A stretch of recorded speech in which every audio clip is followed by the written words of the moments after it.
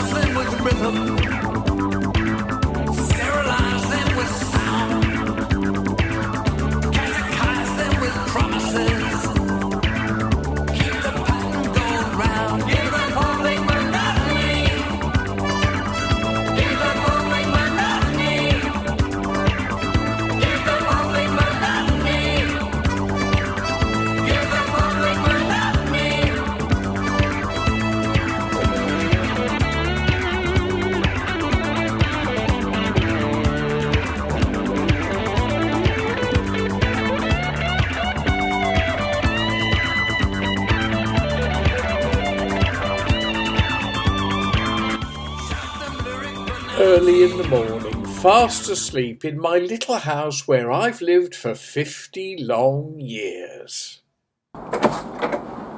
This is, of course, rather different from the way you saw it 10 years ago.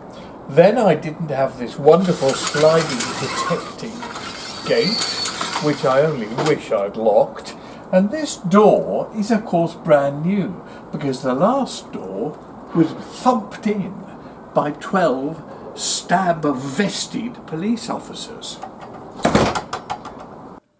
That door and the CCTV unit cost me over £10,000 to replace.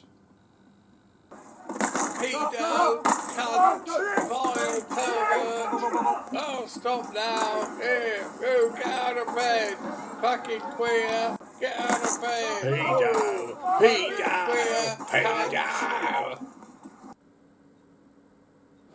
Oh my God, what's going on? 12 armed police officers in stab jackets raiding my bedroom, dragging me naked out of bed. What am I going to do? Actually, they weren't too bad. They did peer at my private parts, but then who wouldn't? I'm also, sadly, rather older looking, not quite so young and handsome as I was in the year 2008. I was bundled into a car and driven down to Woking Police Station. The door replacing industry tells me it's a boom at the moment, something that woman May, our new Prime Minister, really ought to do something about. Why are the police breaking down doors for no good reason on a daily basis? Theresa seems to have modelled herself on the child catcher. Ian Fleming's Chitty Chitty Bang Bang? I suppose it's better than the last one, who looked like a cross between a boiled egg and the back of a spoon. I don't want to say the line that all police are corrupt and bent, but neither do I want to take the other accepted line that most are absolutely fine and honest and honourable, and there's just a few bad apples. I think most are actually lazy, bored, doing a job because they need the money, not morally concerned with any damage they may do, not bothered whether what they're doing is finding the truth or just getting a conviction, and essentially obeying orders from above so they can keep their job. That's what most police are currently doing. And I think that awful sickness, which means an infection has spread all the way through our police force, has led to a situation where police behaviour now in Great Britain is absolutely disgraceful.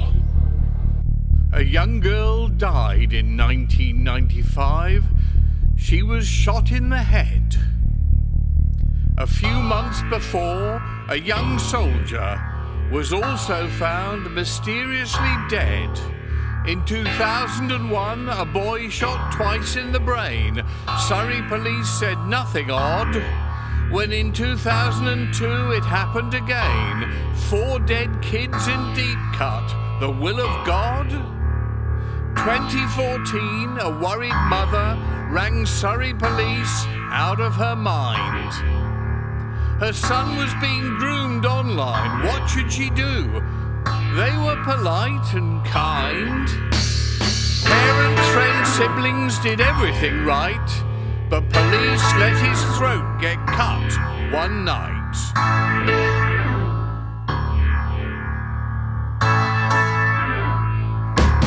We need individual accountability. Individual accountability. Individual accountability. We need individual accountability. Individual accountability. Individual accountability. Individual accountability. 2002, Millie Dowler, Surrey police, no results, media leaks, let Amelie and Marsha be murdered, Met police, found their killer in weeks. Incompetence, corruption, laziness, nobody knows, nobody cares. Individual accountability. Individual accountability. Individual accountability. If you think I'm a little bit biased against Surrey police, that's because they're the only force I've ever had to be involved with. My friend Paul Gambaccini, Gambo, hates the Met police because of Operation U-Tree. Lady Britain, Leon Britton's widow, hates the Met police because of what they did to her husband. I think Lord Bramall hates the Met police. As far as Wiltshire police are concerned, David Bryant and his wife Lynn hate them, as I suspect do all the friends and family of Sir Edward Heath. Then there are all the other ones, like Jeff Long's local police force, Ched Evans's local police force, Hillsborough. I'm afraid actually it is the police in Great Britain that are generally loathed.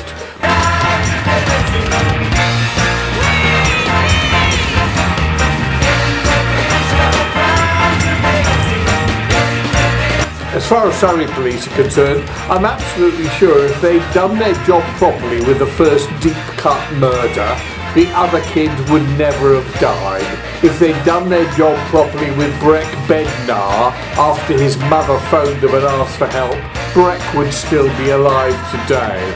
And if the officer in charge of my case, who managed to stitch me up because I did not commit the offences I was convicted of, but he was given the Millie Dowler case as a reward for his brilliant job on Jonathan King because he was meant to be an expert in paedophiles.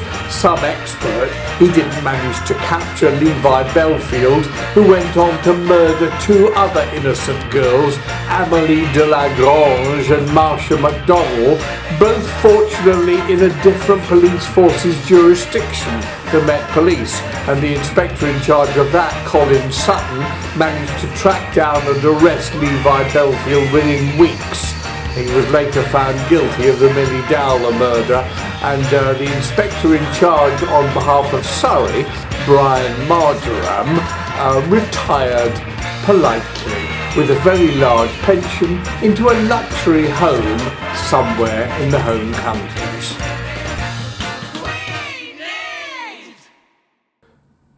Back to me in Woking Police Station, where later on I discover my company bookkeeper Molly has also had her flat searched due to the mistaken, misguided and possibly illegal behaviour by Surrey Police, who wrongly considered it my second property.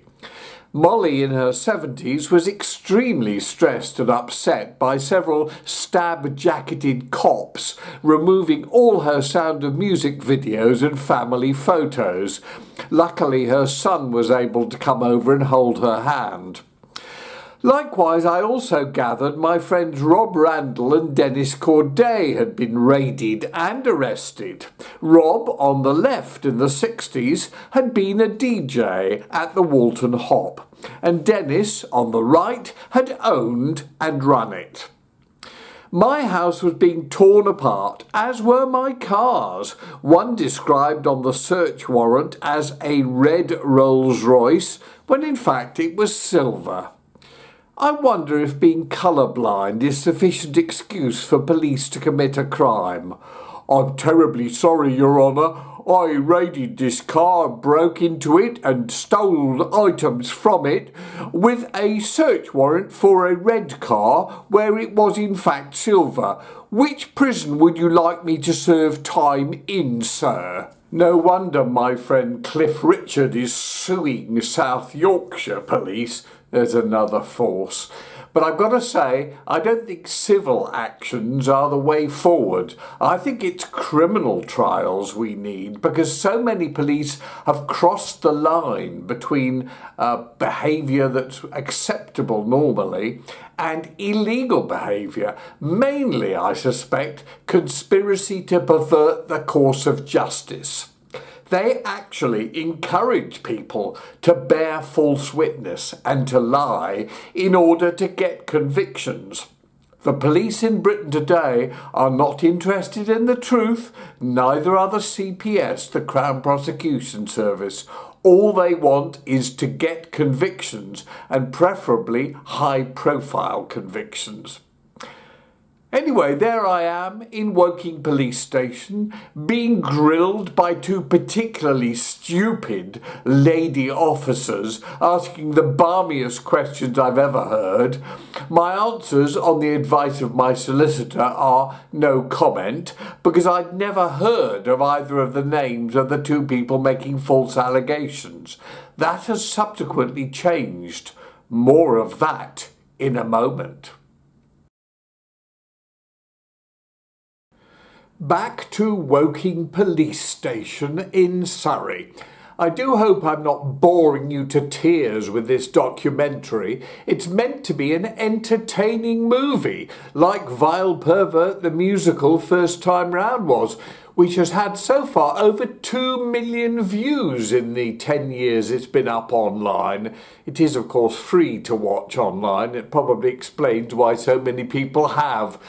But that was the new way of getting things across, and I'm trying with this kind of documentary to make it thoroughly entertaining, so you watch it because you're getting a good laugh and you think it's good fun, and also you do like the music.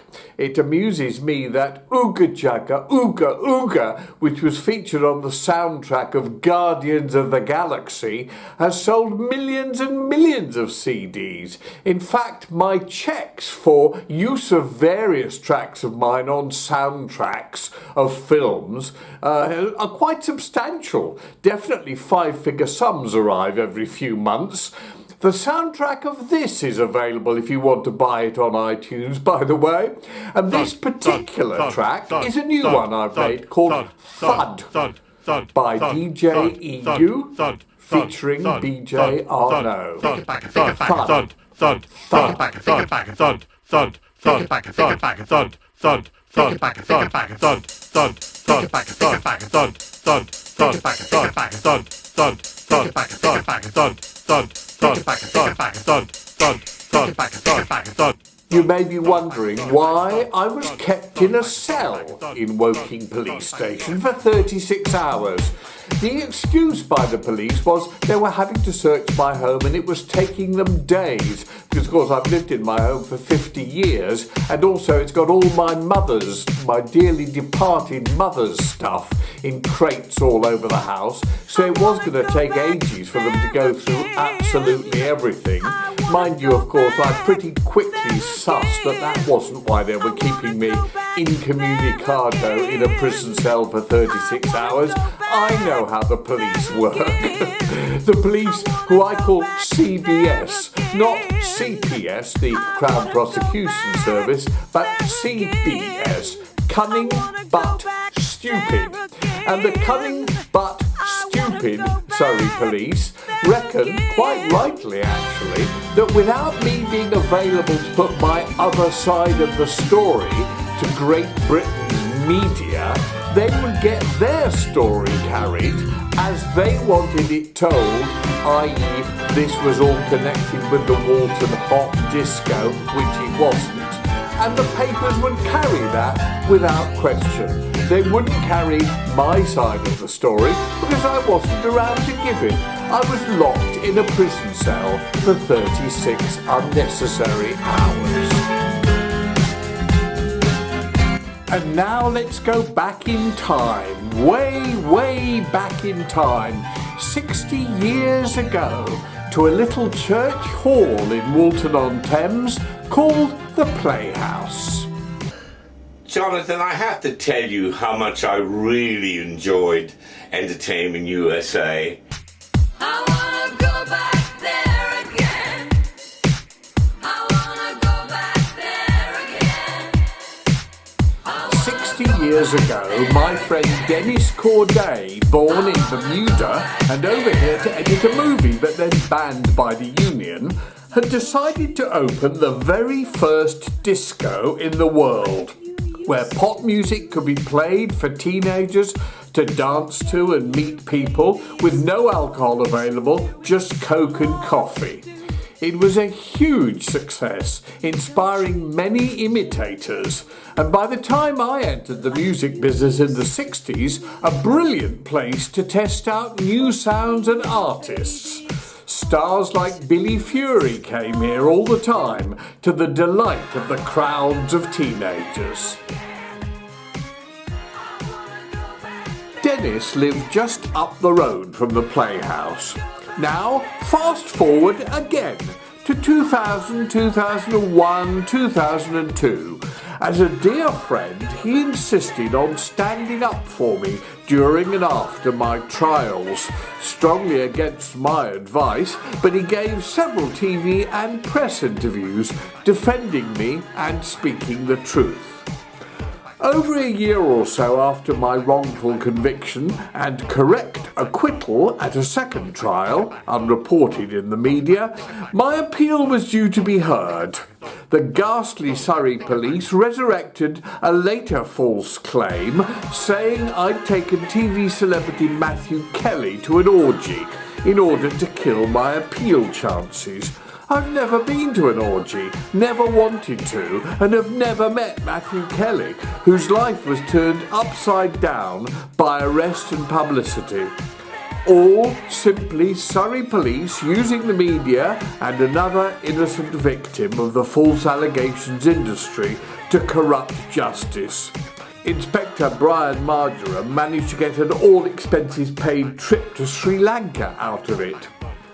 The media, knowing Dennis was my friend, alighted on him like a flock of vultures. I said, why have we got 5 newspapers here and at least 3 editors? He said, because there's a rumour going around in the media that you're willing to talk and say you saw these famous people at these parties where boys were. And we don't know if it's a rumour or not, but if it's not, we want to take advantage of it, and you could be well off by the time we finish. Dennis was offered up to £4,000 for my letters from prison. These letters were perfectly harmless, just talked about life in general, but we realised subsequently that if they'd bought those letters, they would have printed an excerpt from them and then actually claimed they said things that they didn't say at all. That was why they were worth so much money, which in today's currency is probably about £30,000 to £40,000. The editor came in a taxi all the way from London, and he took over in a way. They were all arguing about you know, if I should talk to this paper or that paper. They all gave me reasons. I can't remember now why I should go with one paper, not the other. And the editor of The Sun, who was quite cool, kept saying, but they can't give you as much as we can. And the young reporter took me into the kitchen, said, can I have a word with you? And he said, my editor, that's the editor of The Sun, has whispered in my ear that whatever they offer, he will double it. So don't say yes to anybody.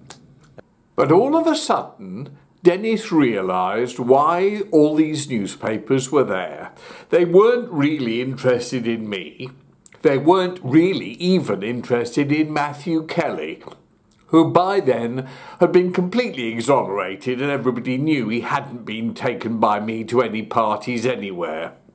They were interested in somebody else, a friend of mine who had been my bail bond in 2000. Editor of The Sun, and I'm sure the other newspapers, you'll have to forgive me, I can't name them because I can't remember so far back. But the editor of The Sun was adamant that I had been to parties where boys were and a lot of famous people.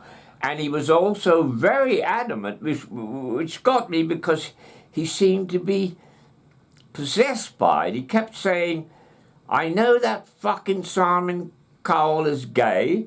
He's not going to get away with it. I'm going to get him. I can't stand people that are gay that say they're not. And I just know without you telling me he was at those parties. But I have to get your word that he was to verify it. You may ask, why am I going on about this? Or why is Dennis going on about this? I'll tell you. Because it's a dreadful triumvirate finding a lie and actually creating a lie that can make people a lot of money and a lot of profits. The police benefit from this lie. The media benefits enormously from this lie. They get a great story. And the judiciary benefits from this lie because they get a conviction and they look like they're being tough on people. It's actually a terribly dangerous situation. So I went in the bedroom and I lit a cigarette and I started thinking, look, Dennis, you don't know Simon Cowell and all the other people they want you to name. They want a lot of famous people to have been at those parties. You can tell the way they're talking. Well, I heard, I forgot to say this, but I heard somebody in the kitchen say, £100,000 then. And I had that in my mind. It was probably The Sun, but I can't remember. This guy said to another guy, it's 100,000.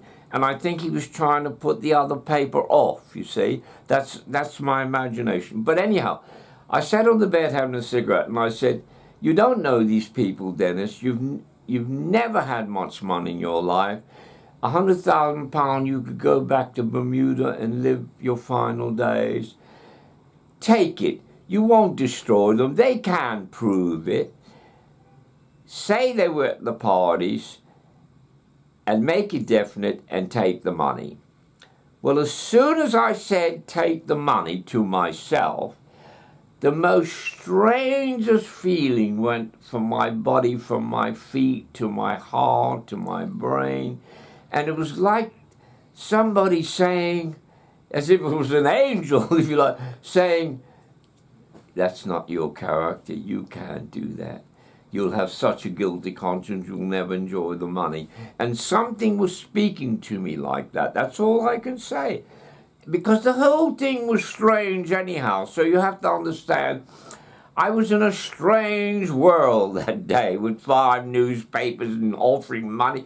And everything was strange, even that. And I said to myself right away, no way, no way. I don't care if they can prove it or not. I'm not taking the money. So Dennis left his bedroom, went into his main room and told everybody there he was not going to accept their money and could they please get out. I said, you know what? I can understand now why people have lied to you when you've given them £100,000. I've seen it in there where you paid money and you say they're not lying, but I can see how easy it is to lie. I dislike you in a way, and I meant this, and you'll understand this in a psychological way. I dislike you in a way because you almost turned me into a monster, which I would have regretted for the rest of my life if I hadn't come to my senses. And I said, I resent that in you because you made me feel like that. And you almost won.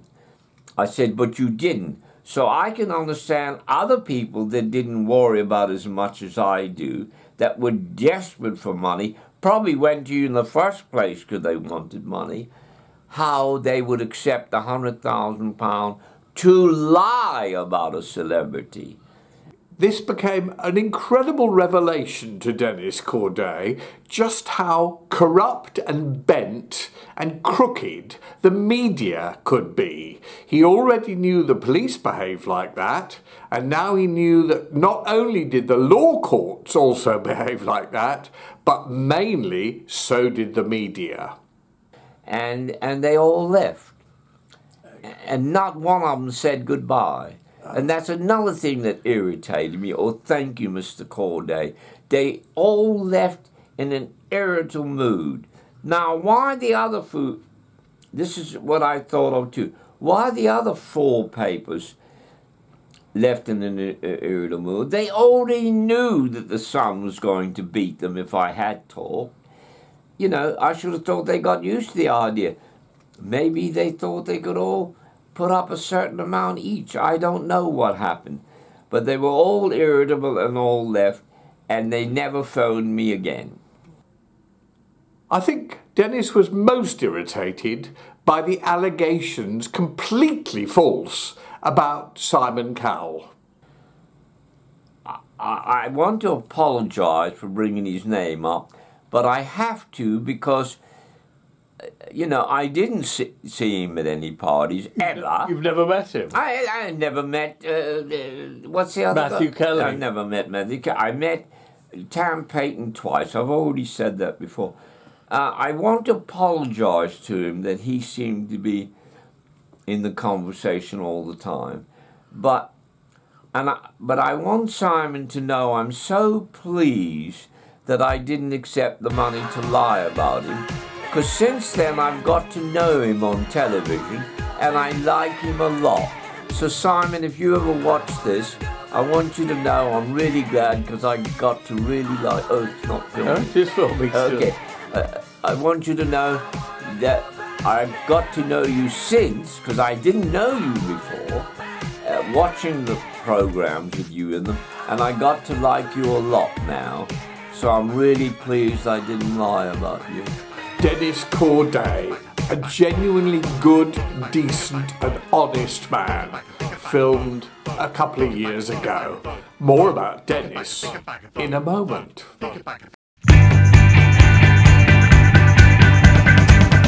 So, why did all this happen? I can hear you pondering. Why should Jonathan King, already discredited 16 years ago when he was arrested in November 2000, wrongly convicted in 2001, then correctly acquitted in 2001 in a second trial, and as a result sentenced for the first trial verdict as a sample for all claims of historical sex abuse, be suddenly arrested again in 2015 over false allegations about 1977. Well, I have a suspicion, no more than that my article published in August in the Spectator magazine, saying that I thought former Prime Minister Sir Edward Heath was non-sexual, provoked those shadowy figures behind the scenes to say, oops, we don't want this man heard by a wider audience, shut him up. Certainly the editor of The Spectator, Fraser Nelson, got a huge amount of complaints for carrying my harmless little article, not for what it said, but outrage that I should be published at all. The words of a vile pervert. Shocking. There had been very little mainstream media attention since my release from prison in 2005, apart from the sea of coverage at that time. Although my appearance in front of Lord Justice Brian Leveson suggested his panel should examine the way police use media to obtain miscarriages of justice, deserved examination, caused quite some fuss in the corridors of power. Still, whether or not shut him up played a part in the establishment, I was arrested on September the 9th, 2015, the day after returning from Europe in my car, unpacking the contents into my house with the help of James, my assistant, and spending a night sleeping deeply before being rudely awakened at crack of dawn, followed by the expected loads of publicity. As required by Surrey Police, publicity provokes further allegations after all. The Mail, the best but also the nastiest paper in Great Britain, sat outside my house for days afterwards and finally managed to get a snap which ran as a huge news story that I dressed strangely. Stop it! I can hear you. I know what you're thinking. You're bored to tears with all this rubbish about things that happened years ago. It doesn't matter, you're thinking. Well, I really do think it does matter. It actually exemplifies the incredible changes that have gone on over the past few years. This has been a very strange decade, and actually it's been the media that's been a major part of it. Not just traditional media, but social media, things like Twitter and Facebook and YouTube and so on. And the world has become very, very strange. When a dyed blonde-haired self-publicist who gets accused of doing naughty things with young ladies can become President of the United States, sorry, I was wrong about that, can actually die and then get accused of being the worst paedophile of all time, when in fact he was just another rather eccentric disc jockey years ago, you know that the world is going down a very, very weird path.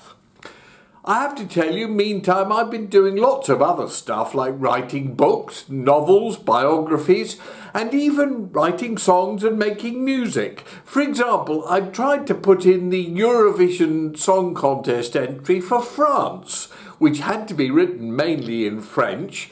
I composed it with a friend of mine who speaks better French than I do, and put it forwards, but it was not accepted. I still think it was very good. Je t'aime beaucoup, beaucoup, beaucoup. You were a Facebook friend until we came to meet. You fell in love with me and swept me off my feet. Je t'aime beaucoup, beaucoup. Je t'aime beaucoup. Je t'aime beaucoup, beaucoup. Je t'aime beaucoup. Tu es comme un violon. Je suis Lady Gaga. Tu es ma grande passion. Mon ami, mon frère, mon papa. Je t'aime beaucoup, beaucoup. Je t'aime beaucoup, beaucoup.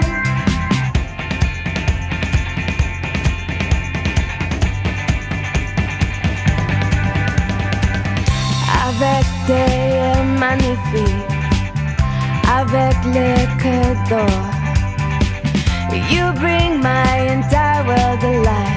You're all I'm living for. Je t'aime beaucoup, beaucoup. Je t'aime beaucoup. Je t'aime beaucoup, beaucoup. Je t'aime beaucoup.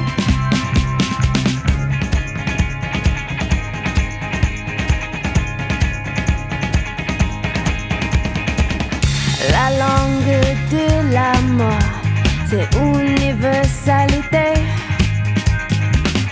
C'est pas nécessaire parler ou mauvaise quand je vais chanter.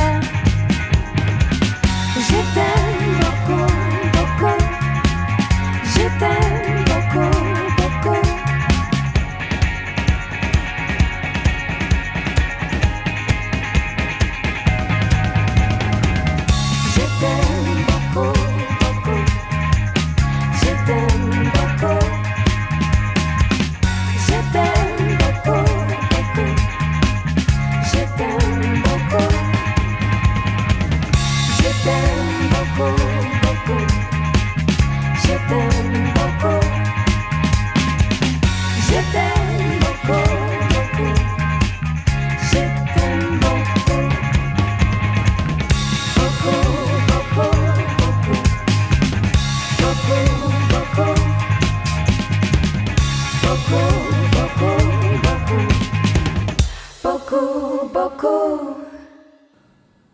Well, I thought that was rather good and very catchy and could have won Eurovision for France, but they didn't accept it. What's a girl to do? Meantime, I was making other tracks and I was also writing books. I was being very busy, but what I wasn't expecting on September the 9th, 2015, was to have my front door broken in after about 2 seconds of knocking, and for me to be dragged out of bed naked, arrested and rushed down to Woking police station in Surrey. Never expect the Spanish Inquisition.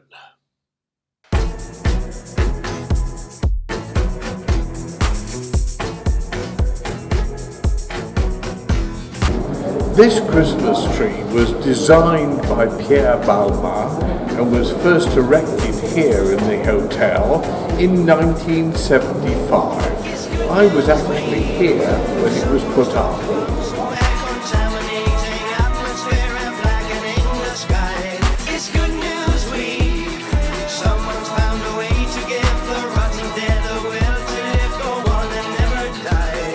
If you wanted to, you could call it a load of old balls, but way back then, it was a load of new balls.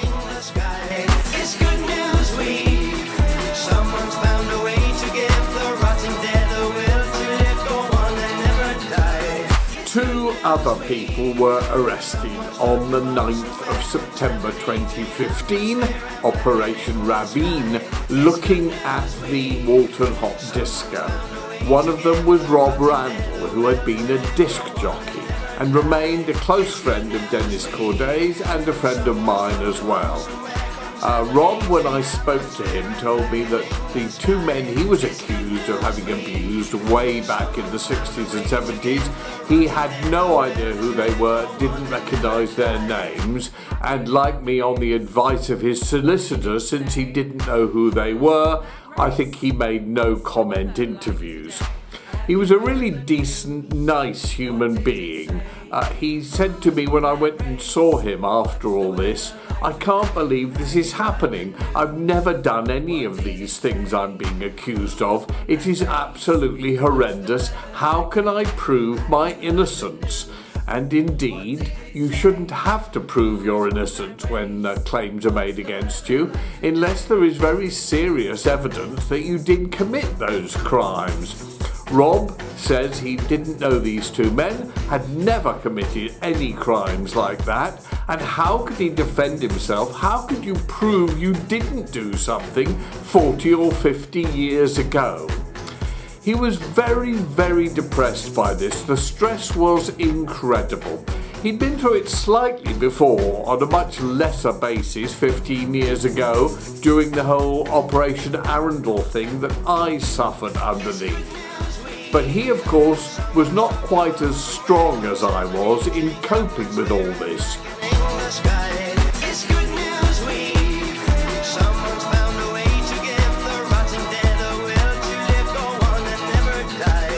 Also, he didn't have the horrendous publicity that I had. Rob was still very, very distressed, and I said to him, look, I didn't think he need worry too much because there hadn't been a huge amount of publicity about his arrest, but I did warn him that publicity does provoke claims, be they false or true, and there would be claims made against him.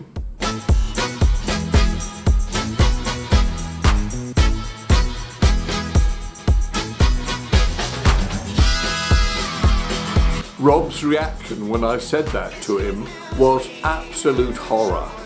I couldn't cope with any further allegations, he said. I don't know how to defend myself. This is just so stressful, as many other people have found out over recent years.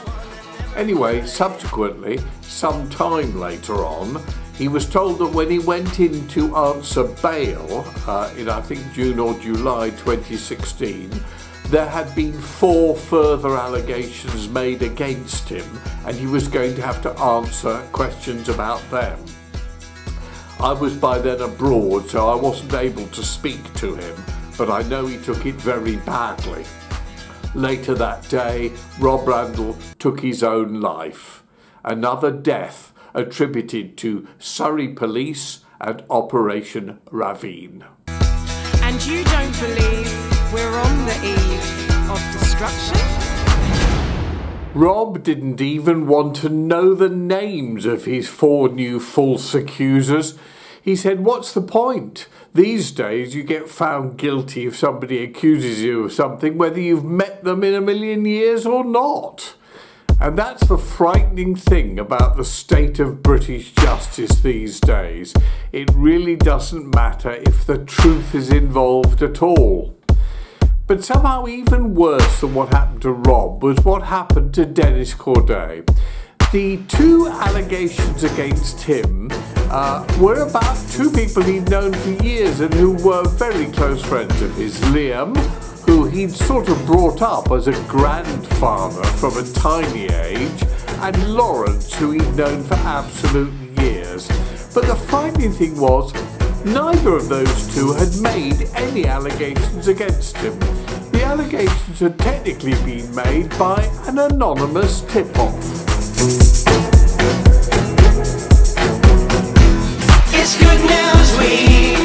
Someone's dropped a bomb somewhere, contaminating atmosphere and blackening the sky. It's Good News Week. Someone's found a way to give the rotting dead the will to live, go on and never die. Both Liam and Lawrence had visits from the police at exactly the same time as Dennis was arrested. The police demanded that they make a statement accusing Dennis.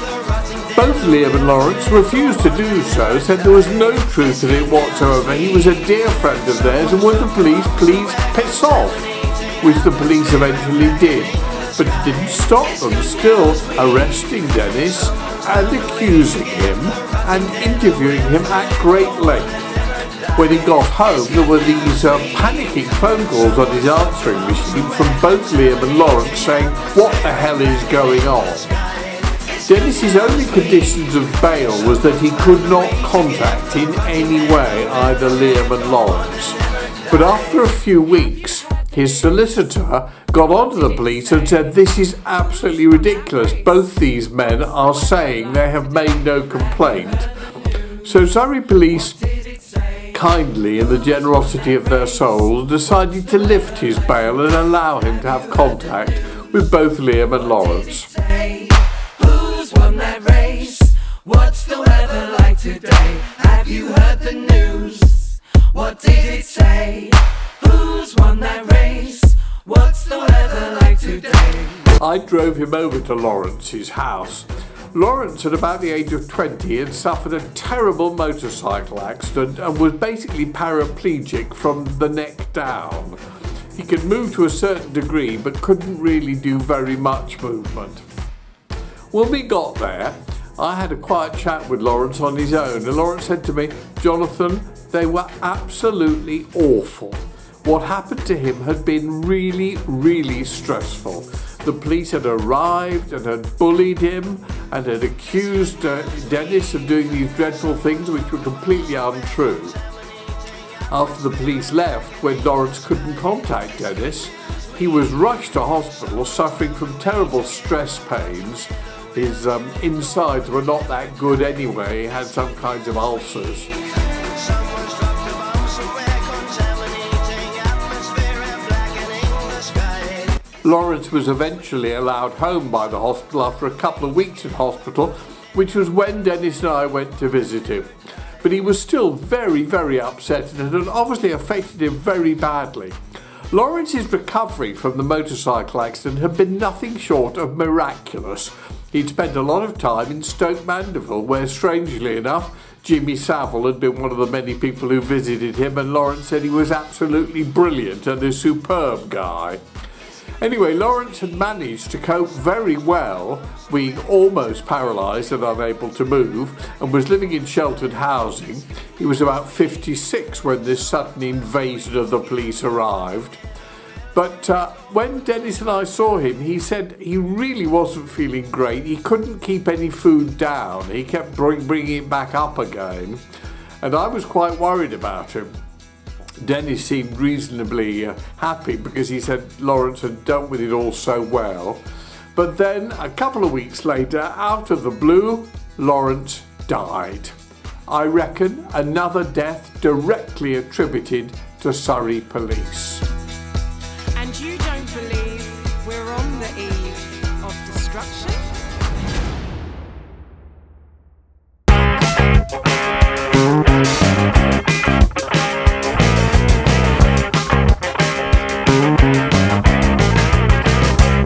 I do hope I'm not boring you. Sometimes this feels a bit like a lecture and it's meant to be entertainment. But the point I'm trying to make is we're in a very dangerous situation when the police and the law and the judiciary in a democratic society crosses the line. And I think the police have crossed the line when instead of investigating crimes, they subtly, and possibly even without realising it, begin to provoke crimes. I think a lot of police involved in investigations into historical sexual abuse have actually been conspiring to pervert the course of justice. And in this case, I think almost every time that is what's been going on.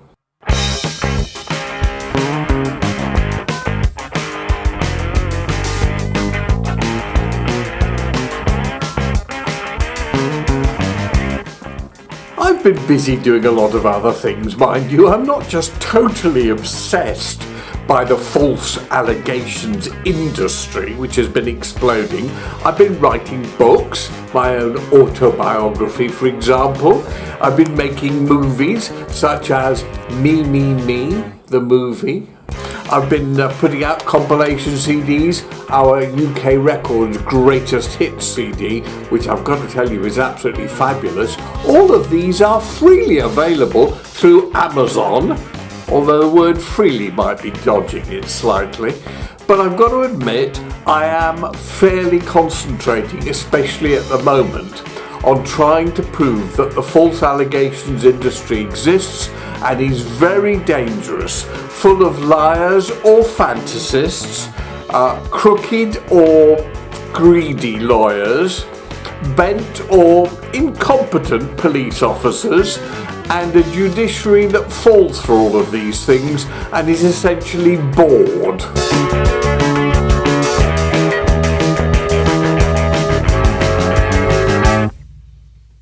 And I've been trying to write that evasive Eurovision Song Contest winner. I thought I'd really cracked it with this one. 4 cute girls who managed to lose their smartphones, the ultimate disaster in modern life.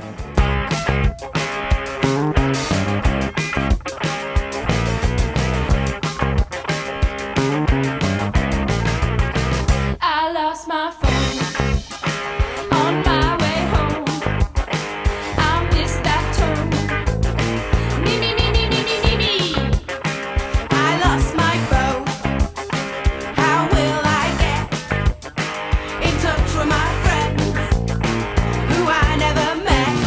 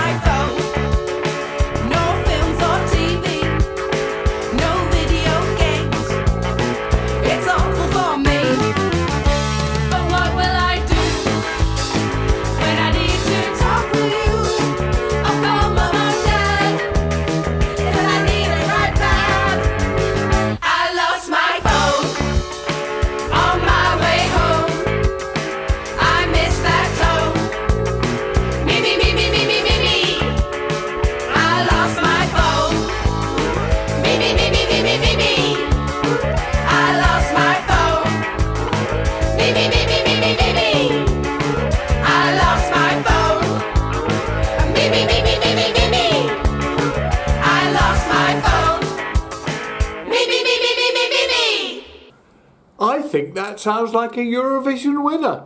Still, what do I know? One of the things I love about Morocco is every single town is completely different. It could be in a different country. Fez, Meknès, Tangier, Casablanca, Marrakesh, Agadir, Essaouira. Wherever you go, it's different.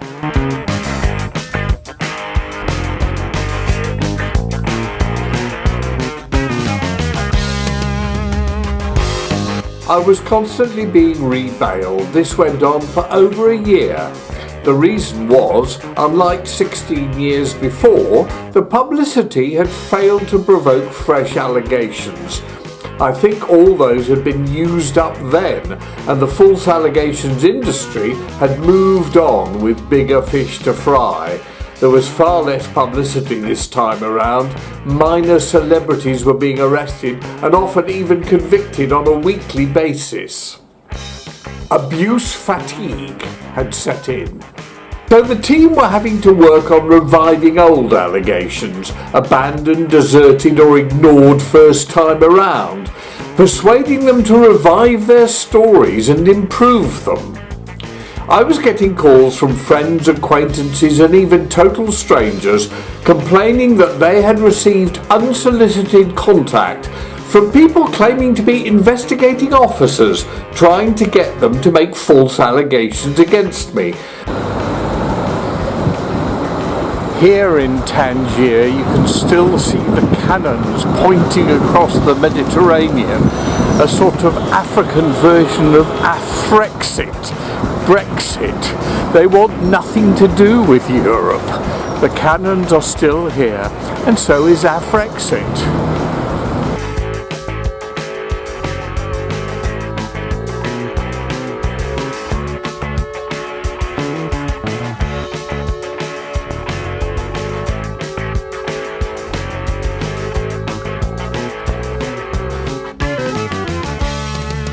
It's a bit windy here in Tangier at the moment. It always is in August. The wind blows in the south of France. They call it the Mistral. But that's the way things go. It's all part of the weather. Whether or not these people were actually part of Surrey Police remains a mystery. They took time to say they were not. They turned out to be retired transport police or family liaison officers or traffic wardens hired back at great expense to the taxpayer and as a result not quite obeying police rules. One top journalist from one of Britain's greatest national papers had a call and contacted me in high dudgeon. Friends were furious, angry that police could behave this way. Top social media names, long-term employees of mine, business contacts. Many wanted to make an official complaint about this trawling, fishing, or whatever it was called. I'm sorry to go on about this, but I really do feel it very, very strongly. The entire world, society is crumbling because of things like this. It's fair enough for police to try to solve crimes and prosecute criminals, but they cross the line when they actually try to provoke false allegations or assist liars or the mistaken or the troubled and confused by providing them with details that can be claimed later as evidence. That is when police become criminals, assisted by loopholes in the law allowing them to disguise breaking the law as being helpful, kind and concerned. How would you describe his car? Was it a Rolls-Royce? Would you say he gave you any money, such as a £20 note? Did this experience damage you and ruin your future life? What colour was his front door? Could it have been blue? This is when, blurring the lines, crooked policing becomes conspiracy to pervert the course of justice. Does anybody know? Does anybody care? Well, they know now. Perhaps you will now care. Please don't get the impression that I'm condemning police. I don't think intentionally they tried to destroy people, but I think firstly, they're very incompetent, and secondly, they don't think. And thirdly, everybody is so superficial these days. Operation Ravine basically killed Lawrence Pollinger. He was the first death to come out of it. Then Rob Randall. He was the second death to come out of it. And thirdly, Dennis Corday, who was really quite fit and well and healthy as an 86-year-old, declined as an 87-year-old and actually had to go into a care home. The difference between him before Surrey Police started Operation Ravine and afterwards was absolutely horrendous. Now, of course, politicians keep saying our thoughts are with friends and family. Their thoughts are not with friends and family. Their thoughts are with their career or what they're having for dinner tonight. They're so superficial, but so is everybody else. The police were very sweet to Dennis, saying how they felt terrible about Lawrence Pollinger dying and how badly they felt about Rob Randall killing himself. But the actual reality is they don't care. They don't give a shit one way or the other. Police, as most people, including politicians, simply do their job, get on with their life, and allow such things as deep emotion to pass them by.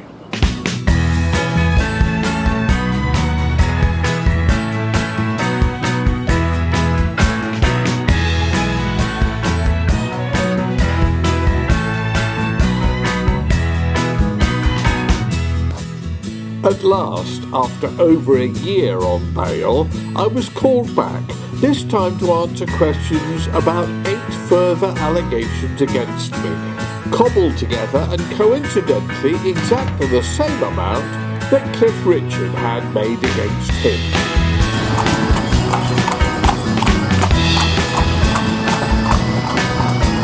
These 8 false allegations were clearly based on complaints that had been made 16 years ago and had been completely rejected and thrown out by the police at that time, and that now had been revived and tried to make stick. Meanwhile, I wrote another Eurovision Song Contest entry, rejected by all the countries I sent it to. I'm over you. You were a beautiful boy from a beautiful land. You looked so handsome walking on the sand. You came up to me and you held my hand. It seems so bizarre, but I'd understand. In the summer sun, by the summer sea, for 2 long weeks, it was just you and me. You were always going to break my heart. I'm glad that I'm over you. You were always going to break my heart. I'm glad that I'm over you. You had to go home and I had to stay, but you swore that it wasn't going to be that way. You call me and speak to me every day, and we talk for hours with nothing to say. But time goes by and memories fade. Didn't feel forgotten, didn't feel betrayed. You were always going to break my heart. I'm glad that I'm over you. You were always going to break my heart. I'm glad that I'm over you. You were always going to break my heart. I'm glad that I'm over you. You were always going to break my heart. I'm glad that I'm over you. You were always going to break my heart. I'm glad that I'm over you. A summer romance is a wonderful thing, but a broken heart has a permanent sting. I forgot how to love, I forgot how to sing, and I lost all the presents you used to bring. It's always the same with heroes. They rapidly turn into zeros. You were always going to break my heart. I'm glad that I'm over you. You were always going to break my heart. I'm glad that I'm over you.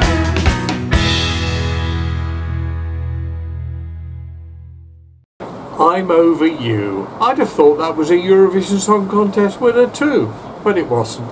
I'm constantly trying to persuade Morocco to re-enter the Eurovision Song Contest. It's been it once or twice. You think to yourself, Morocco, Eurovision?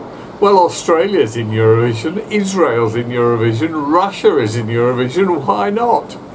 Here in Morocco, there have been vineyards since long before they grew a grape in France.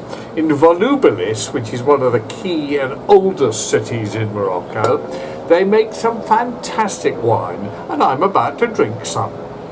And this is my lunch. Homemade hot dog buns with ham and avocado and salad cream inside. A large glass of volubilis white wine or other grey wine. And some fruit, bananas, dates, apples, pears and oranges picked straight from the tree outside. And who or what is a victim? Well, a victim, of course, can be one of many things. A girl can be a victim of a holiday romance when she was promised something that was never delivered. I am a victim of false allegations industry. There are victims of genuine abuse, historical and recent. And also victims come in all shapes and sizes, and a lot of people find being a victim a very attractive proposition. Not only can it make you a great deal of money, but it can get you a lot of attention and sympathy and people caring for you and looking after you. I think the worst kind of victim is somebody who is persuaded or cajoled by corrupt, bent, unintentional a lot of the time police officers who encourage them to lie or to exaggerate or to increase and inflate stories in order to get a high profile conviction or any conviction at all. You were a beautiful boy from a beautiful land. You looked so handsome walking on the sand. You came up to me and you held my hand. It seemed so bizarre, but I'd understand. In the summer sun, by the summer sea, for 2 long weeks it was just you and me. You were always going to break my heart. I'm glad that I'm over you. You were always going to break my heart. I'm glad that I'm over you. You had to go home and I had to stay, but you swore that it wasn't gonna be that way. You'd call me and speak to me every day, and we'd talk for hours with nothing to say. But time goes by and memories fade. Didn't feel forgotten, didn't feel betrayed. You were always going to break my heart. I'm glad that I'm over you. You were always going to break my heart. I'm glad that I'm over you. An appalling example of a victim of police collusion was the poor girl who only went to the police because she lost her handbag and found herself being persuaded to give evidence against innocent Ched Evans of rape. I'm glad that I'm over you. A summer romance is a wonderful thing, but a broken heart has a permanent sting. I forgot how to love, I forgot how to sing, and I lost all the presents you used to bring. It's always the same with heroes, they rapidly turn into zeros. You were always going to break my heart. I'm glad that I'm over you. You were always going to break my heart. I'm glad that I'm over you. Ched Evans had his football career ruined by the false allegations, the prosecution, the conviction, and ultimately his acquittal. But his life was still wrecked. It seems bizarre that so many of these witch hunts, mostly coming from the false allegations industry, seem to cover areas of people trying to help people. I was in a band with 2 friends of mine, Charlie McDonnell and Tom Milsom, and it was sort of his idea. It was like the whole work was ours, but it was the sort of spark came from him of saying, oh, why don't you try this? And that happened several times. I had a hit song in the charts because Jonathan just saw this opportunity and said, why don't you give this a go, try and get into the charts. I put all the work in and did it all myself, but it's just that sort of guidance, and that's just his influence in my life. He's just been very helpful in just sort of steering me in the right direction and being a lovely person. I wrote a book a couple of years later. I was sort of like the first YouTube person to write a book and kicked all that off, and there's a whole bit in there about him and how he's just a lovely human being, and the book's dedicated to him on the front page. Accusations I've read about and seen are basically a load of old bollocks. Vicars and priests, doctors, social workers, foster parents, care homes, and even these days, different assorted sports. It has become a ludicrous situation. And now let's go back in time, way, way back in time, back to around the First World War, 100 years ago, perhaps even before that, the Victorian era, when all kinds of morals were very much black and white, and people hid things, hypocrisy ruled.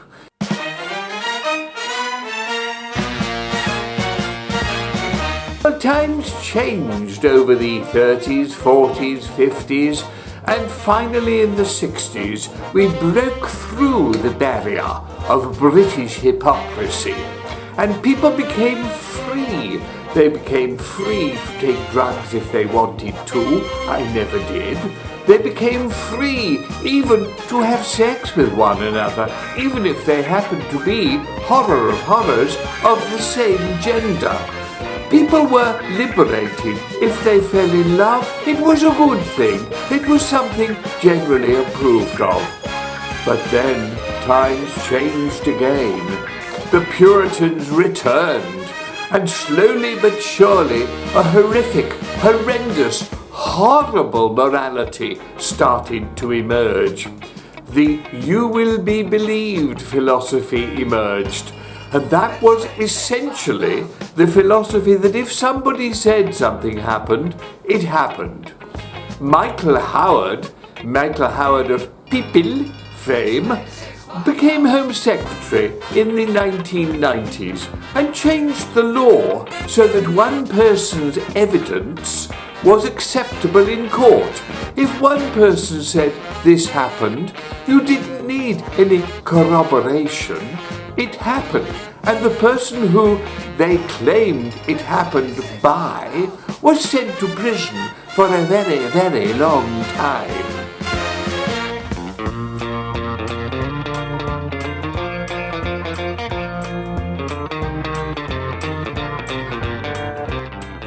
However, times changed again.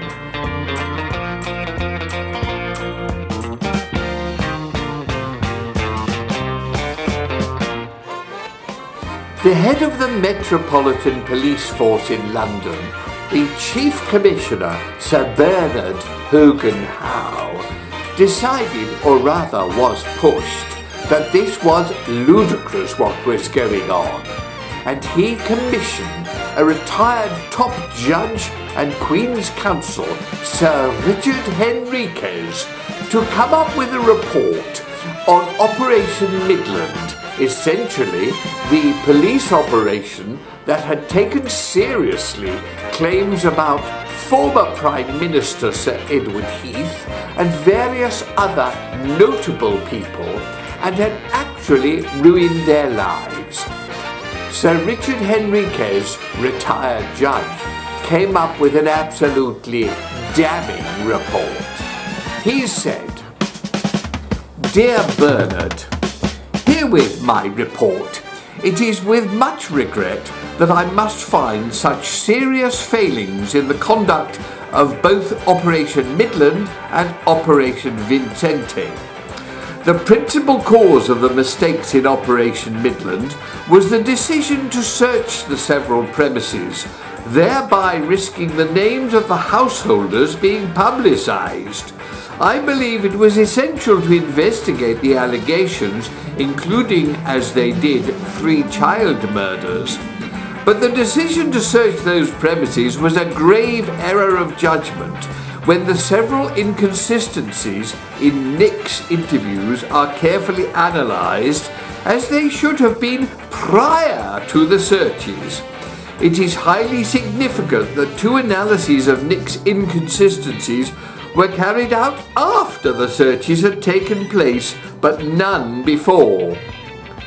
It is also most regrettable that the district judge who granted the search warrants was informed that Nick had been consistent. I have enumerated his many inconsistencies in my conclusions. I have concluded that this investigation could have been carried out speedily and without those named by Nick learning of it. Operation Vincenti also involved a grave error of judgment. I believe that a contributory factor in Operation Midland's errors was the nationwide requirement that victims, in inverted commas, must be believed. It is significant that on the 20th of May 2015, some 6 months into the investigation, the Gold Group minutes contained these words. The group acknowledged that NPS policy was that victims must be believed. I am encouraged by your letter of the 22nd of February 2016 to Sir Tom Windsor on the subject.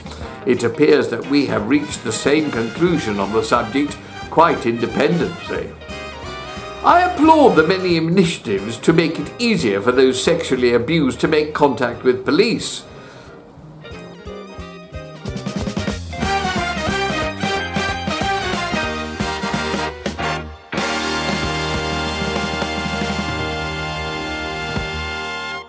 Much work must be done to improve the police relationship with suspects.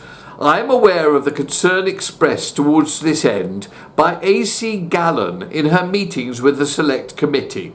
It cannot be right that suspects, their names having been publicised, are left for many months with no idea when a decision might be made. I have observed the crushing effect that a prolonged investigation can have on innocent suspects and their families. I am alarmed by views expressed that false complaints are infinitesimally low. I am concerned at the amount of publicity that is given to the arrest, search, bail and re-bail of suspects when NPS policy is that anonymity should remain until charge. The policy of DMC in supplying the age and location of suspects frequently give the media the confidence to publish the names and allegations that innocent suspects have faced.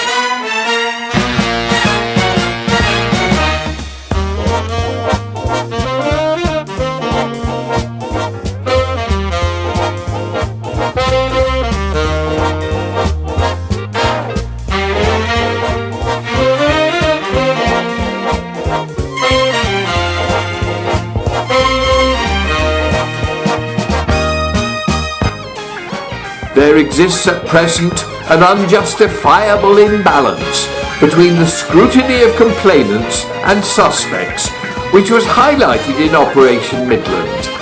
If an investigation is to be without fear or favour, some degree of parity of treatment must be sought.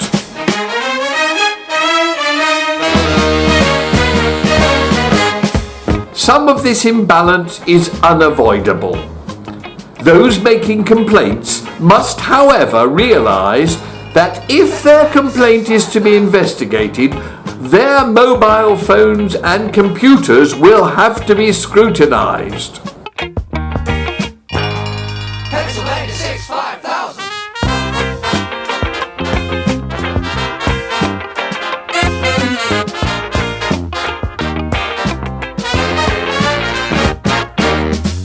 Actually, that's not Sir Richard Henriquez, retired judge and QC.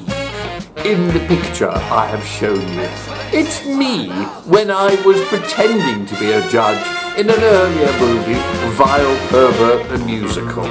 But I think the point I've made is valid.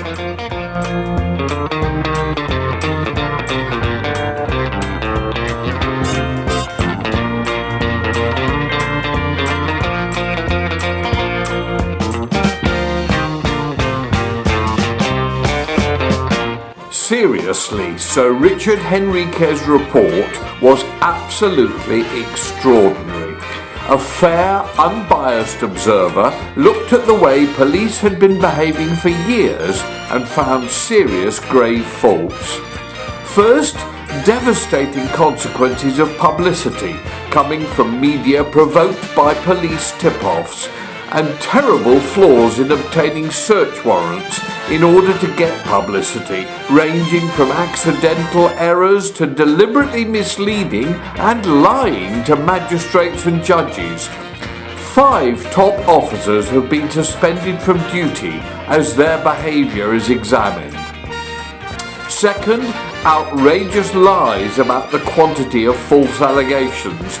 The majority of all claims are at very least exaggerated and at worst totally manufactured for reasons of greed or delusion or desire for attention.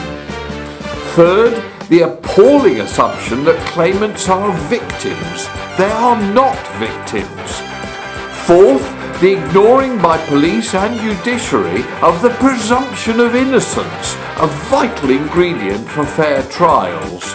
And fifth, police failing to examine the background and motives of accusers and concentrating on trying to prove their claims true, and sometimes even assisting false accusers and intentionally or accidentally conspiring to pervert the course of justice.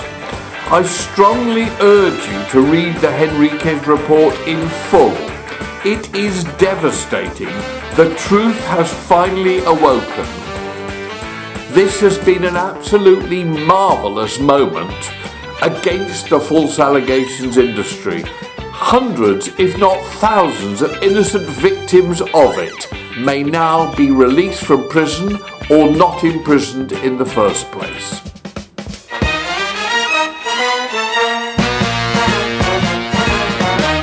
Years ago they danced as though tomorrow they could all be dead. I'm afraid in 2017 we are in a similar situation.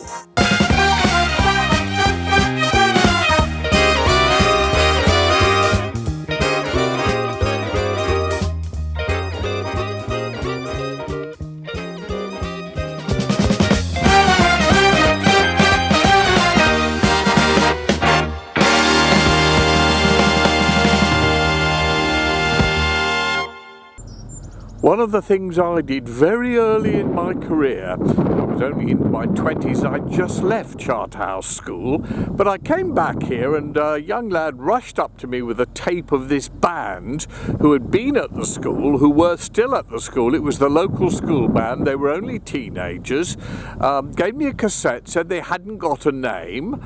I played the cassette in my car on the way back to town and thought the singer was absolutely fantastic. When I got to London, I called their house, which was Duckites, technically known as Girdlestonites, here in Charterhouse. I asked for the lad who was the singer, whose name was Peter Gabriel, and I decided to record them, gave them the name Genesis. That was 50 years ago. Pick me up, put me down, push me in, turn me round, switch me on, let me go. I have a mind of my own, in hiding, far from the city of night and the factories of truth. I stand upon the mountain, a million miles from my home, and the faces of fear. I have freedom to think in hiding. I may take off my clothes that I wear on my face. I float upon a river, a million miles from the plains, but up piercing the clouds. I am lost in the beauty, in hiding.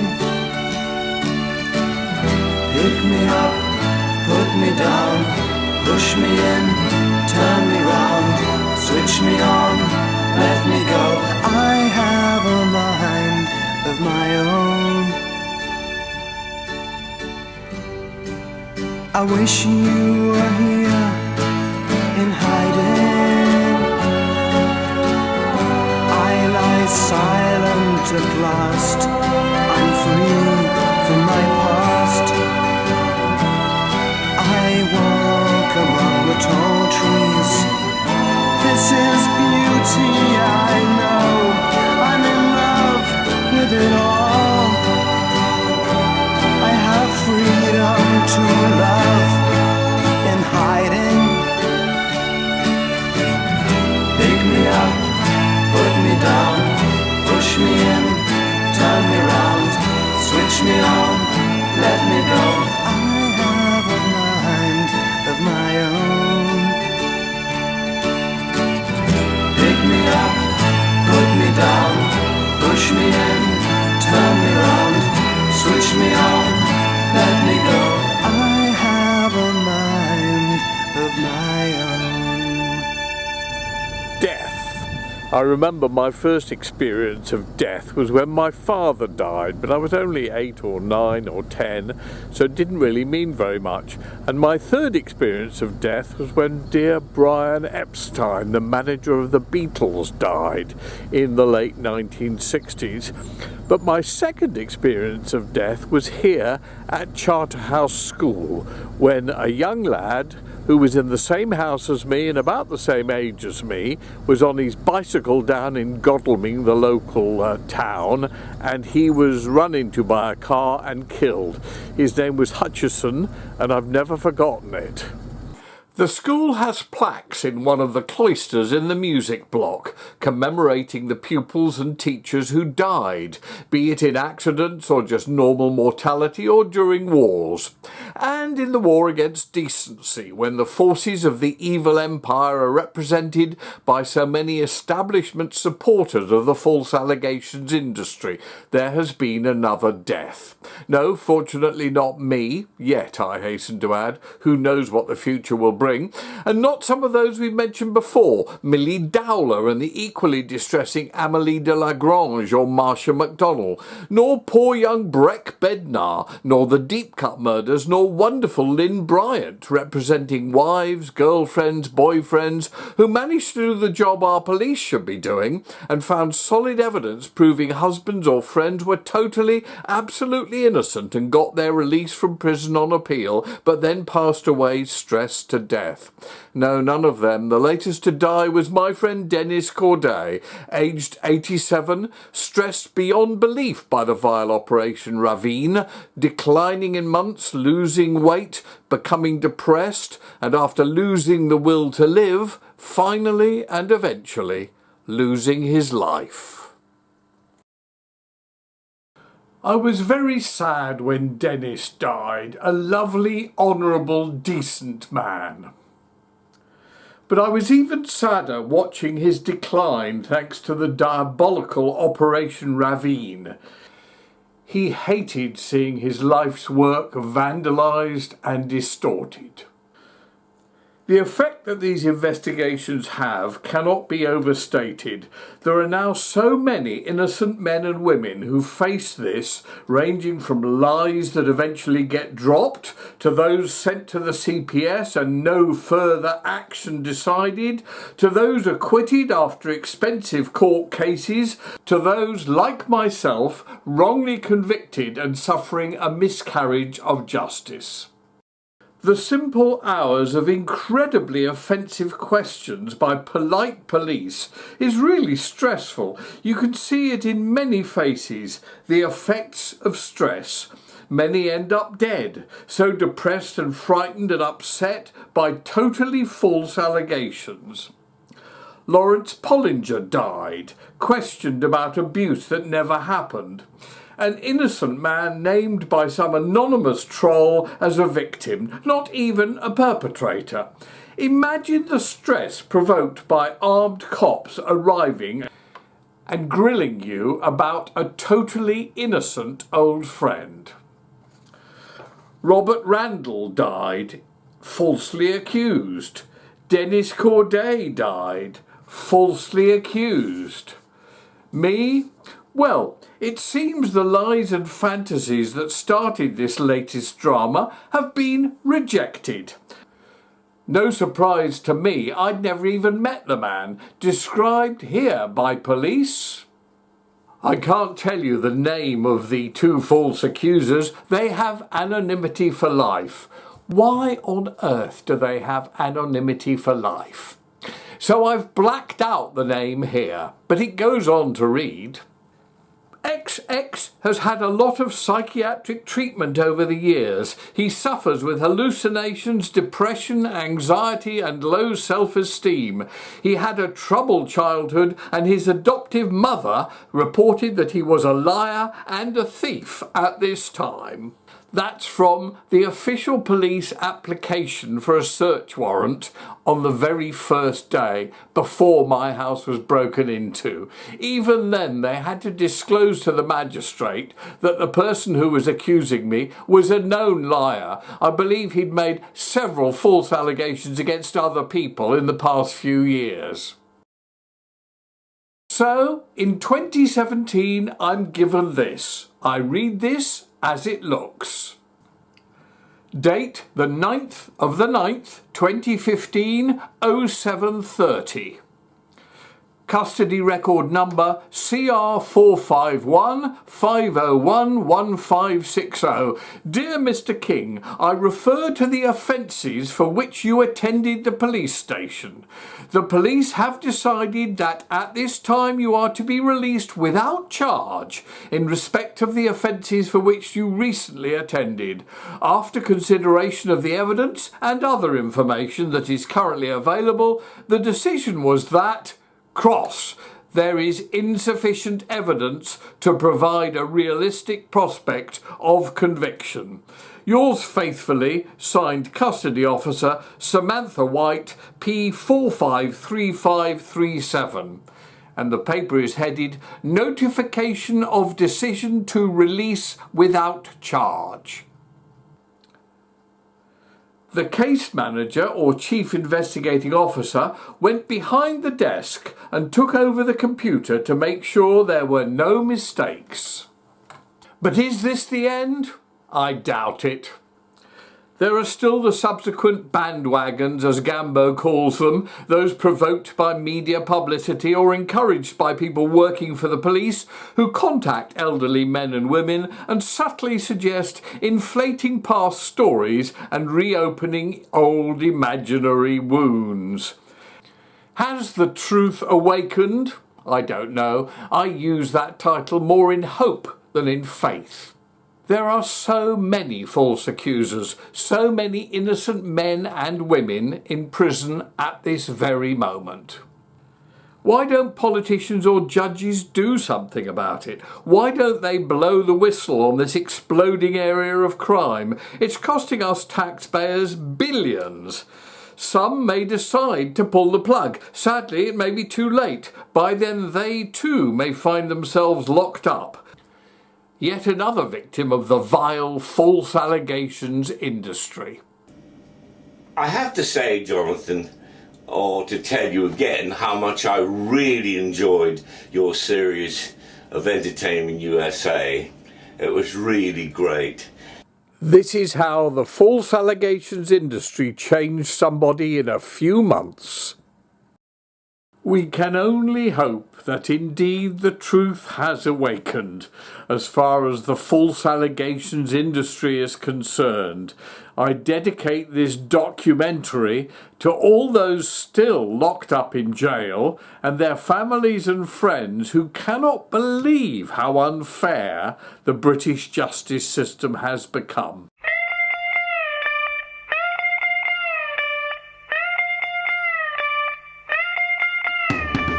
I saw you walking round the corner